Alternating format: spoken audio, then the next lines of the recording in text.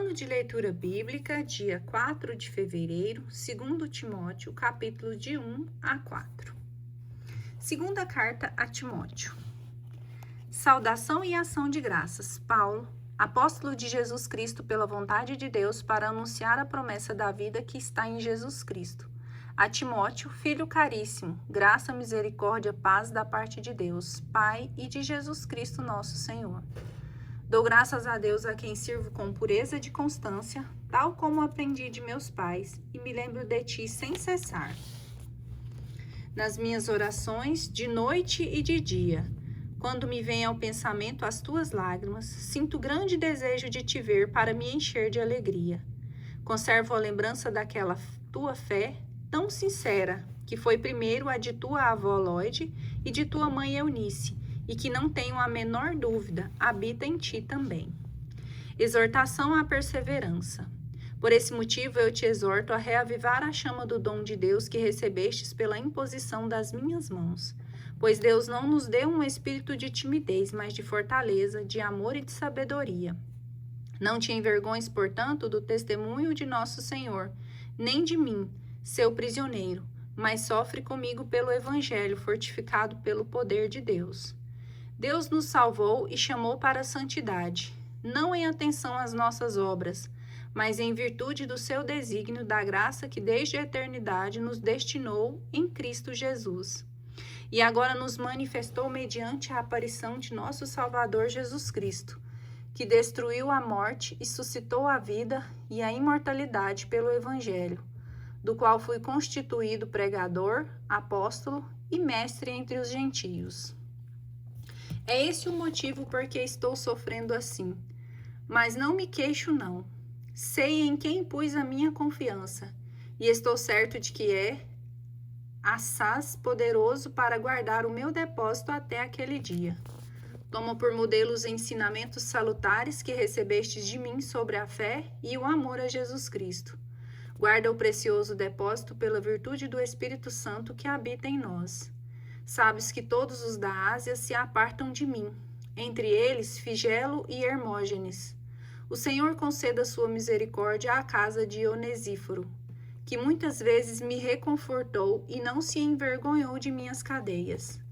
Pelo contrário, quando veio a Roma, procurou-me com solicitude e me encontrou.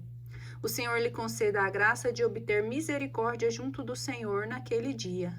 Sabes melhor que ninguém quanto bons serviços ele prestou em Éfeso. Dificuldade do ministério, 2 Timóteo, capítulo 2. Tu, portanto, meu filho, procura progredir na graça de Jesus Cristo. O que de mim ouvistes em presença de muitas testemunhas, confia-o a homens fiéis que, por sua vez, sejam capazes de instruir a outros. Suporta comigo os trabalhos como bom soldado de Jesus Cristo. Nenhum soldado pode implicar-se em negócios da vida civil, se quer agradar ao que o alistou. Nenhum atleta será coroado se não tiver lutado segundo as regras. É preciso que o lavrador trabalhe antes com afinco, se quer boa colheita. Entende bem o que eu quero dizer. O Senhor há de dar-te inteligência em tudo. Lembra-te de Jesus Cristo, saído da estirpe de Davi e ressuscitado dos mortos, segundo o meu evangelho, pelo qual estou sofrendo até as cadeias como um malfeitor. Mas a palavra de Deus, esta não se deixa acorrentar. Pelo que tudo suporto, por amor dos escolhidos, para que também eles consigam a salvação em Jesus Cristo, com a glória eterna. Eis uma verdade absolutamente certa. Se morrermos com ele viveremos. Se soubermos perseverar, com ele reinaremos. Se, porém, o renegarmos, ele nos renegará. Se formos infiéis, ele continua fiel. E não pode desdizer-se. Lembra-te essas coisas e conjura-os por Deus a evitarem discussões de palavras que só servem para a perdição dos ouvintes. Empenha-te em te apresentares diante de Deus como homem digno de aprovação, operário que não tem de que se envergonhar, íntegro, distribuidor da palavra da verdade. Procura esquivar-te das conversas frívolas, dos mundanos, que só contribuem para a impiedade. As palavras dessa gente destroem como a gangrena. Entre eles estão Himeneu e Fileto, que se desviaram da verdade dizendo que a ressurreição já aconteceu, e transtornaram a fé em alguns. Contudo, o sólido fundamento de Deus se mantém firme, porque o vem selado com essas palavras. O Senhor conhece os que são seus. Renuncie à iniquidade todo aquele que pronuncia o nome do Senhor. A igreja como casa grande.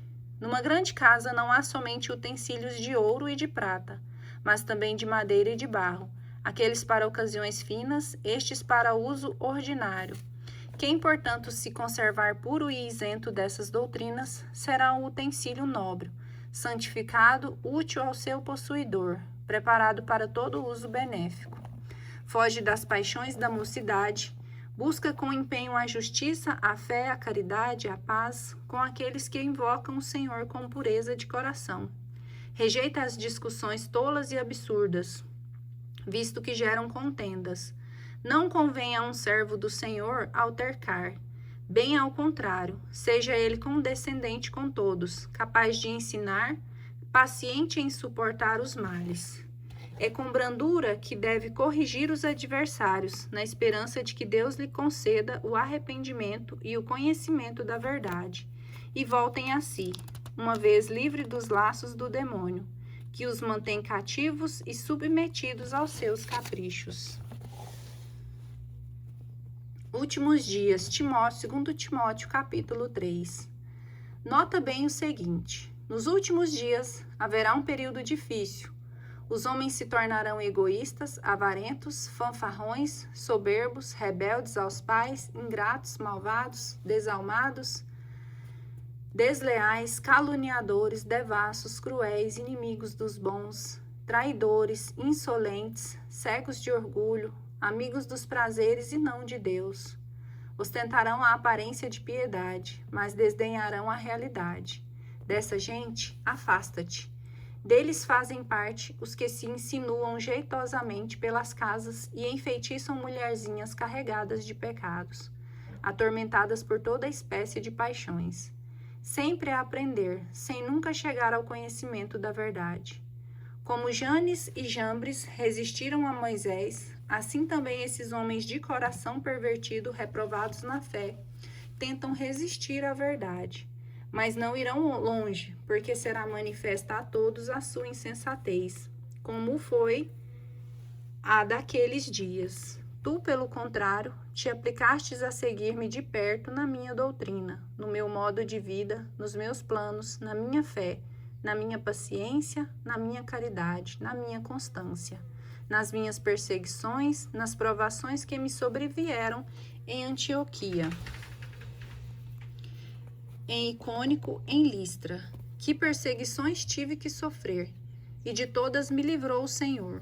Pois todos os que quiserem viver piedosamente em Jesus Cristo terão de sofrer a perseguição. Mas os homens perversos e impostores irão de mal a pior, sedutores e seduzidos. A Escritura, sustentáculo da fé. Tu, porém, permanece firme naquilo que aprendestes e creste. Sabes de quem aprendeste, e desde a infância conhece as sagradas Escrituras, e sabes que elas têm o condão de te pronunciar a sabedoria que conduz à salvação, pela fé em Jesus Cristo.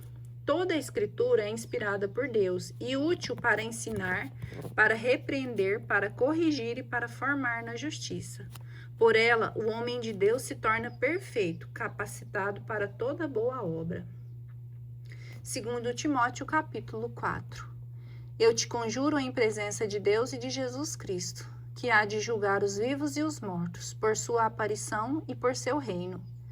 Prega a palavra, insiste oportuna e inoportunamente, repreende, ameaça, exorta com toda paciência e empenho de instruir, porque virá o tempo em que os homens já não suportarão a sã doutrina da salvação, levados pelas próprias paixões e pelo prurido de escutar novidades. Ajustarão mestres para si, apartarão os ouvidos da verdade e se atirarão às fábulas.